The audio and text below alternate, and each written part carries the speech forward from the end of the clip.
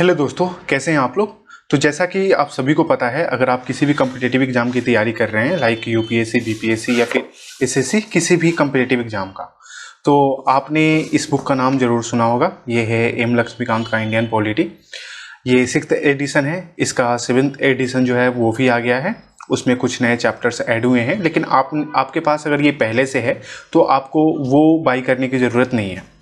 तो ये आपकी पॉलिटी के लिए हो गया और ये इसी का जो है वो ऑब्जेक्टिव है। जैसे आप इस बुक को कैसे ऐड यूज करोगे, जैसे मान लो यहाँ पे आपके पास कंटेंट है। ये जैसे मान लो यहाँ पे पहला पार्ट है आपका कॉन्स्टिट्यूशनल फ्रेमवर्क। तो इस चैप्टर को रीड करने के बाद आप उसके एमसीक्यू जो है वो यहाँ से सॉल्व कर सकते हो। ठीक है, इसमें चैप्टर वाइज जो है एमसीक्यू दिया हुआ है। तो आपको यहाँ पे देखो कॉन्स्टिट्यूशनल फ्रेमवर्क जितने भी टॉपिक है उसके अंदर वो सारे यहाँ से एमसीक्यू के फॉर्म में आपको मिल जाएंगे। जैसे ये पूरा चैप्टर है, उसका एमसीक्यू जो है वो इस बुक में है और उम्मीद है ये आप पहले से कर रहे होगे। आज का वीडियो इसके बारे में नहीं है। आज का वीडियो जो है वो हमारा इस बुक के बारे में है। इस बुक को बेयर एक्ट के नाम से जानते हैं। एक्चुअली ये है क्या, तो हमारी इंडियन पॉलिटी में यानी कॉन्स्टिट्यूशन के अंदर जितने भी अमेंडमेंट होते हैं ये उसका एक नोट्स है ना, आप इसको ऐसे कह सकते हो। तो ये लेटेस्ट है 2023 का। अभी तक हमारे कॉन्स्टिट्यूशन में 105th अमेंडमेंट हो चुका है, 105th।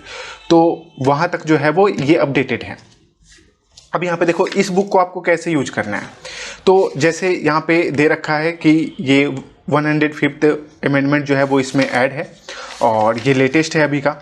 अब यहाँ पे देखोगे तो इसके फर्स्ट पेज में मैं आपको दिखाना चाहता हूँ। ये देखो, तो यहाँ पे 104th अमेंडमेंट जो है वो उसके बारे में दे रखा है, 105th अमेंडमेंट के बारे में दे रखा है। तो ये लेटेस्ट अमेंडमेंट है, उसके अंदर क्या है, कैसे हुआ, ये सारा दे रखा है। अब इस बुक को आप यूज कैसे करोगे, तो जैसे कि आपने एम लक्ष्मीकांत पढ़ लिया, तो उसको पढ़ने के बाद जैसे देखो उसमें पार्ट 1 था द यूनियन एंड टेरिटरी। अब उसके बेसिस पे क्या क्या चेंजेज हुए हैं, क्या क्या बदलाव हुए हैं, वो सारे पार्ट वाइज, टॉपिक वाइज जो है वो इसमें आपको दिया हुआ है ना। जैसे एग्जाम्पल के तौर पे मैं आपको बताता हूँ, name and territory of the union, page number 7 पे। तो जब आप पेज नंबर 7 पे आओगे,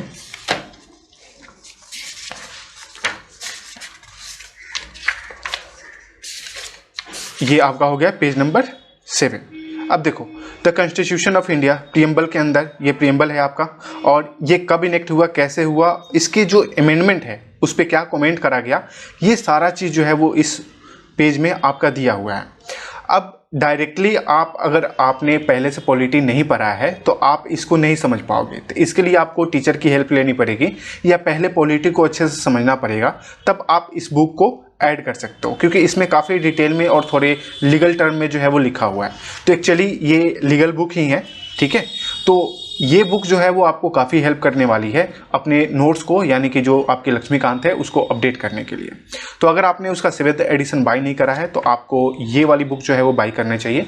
इससे क्या होगा कि जो आपके आंसर होंगे उसमें काफ़ी वैल्यू एडेड होंगे और इससे जो वेटेज है आपके आंसर का, मार्क्स का, वो बढ़ जाएगा। तो ये बेयर एक्ट का बुक है। आप बाई करना चाहते हो तो लिंक जो है वो आपको डिस्क्रिप्शन में मिल जाएगा। एक्चुअली ये मैंने ऑफलाइन में बाई करा था, तो ऑफलाइन में मेरे को 220 का पड़ा था। ठीक है, ऑनलाइन भी कुछ यही होगा, अगर डिलीवरी चार्ज वगैरह कुछ वेरी करे तो है। यहाँ पे जो प्राइस है वो 275 है। ये कुछ यही 250 के आसपास में ऑनलाइन पड़ेगा। अगर आपको ऑफलाइन मिलता है तो ऑफलाइन ले सकते हो, ये 220 का पड़ेगा। ठीक है, तो इस बुक का यूज़ था इसलिए मैंने सोचा आप लोगों को बता दिया जाए। तो इस वीडियो में इतना ही, मिलते हैं अगले वीडियो में, तब तक के लिए जय हिंद।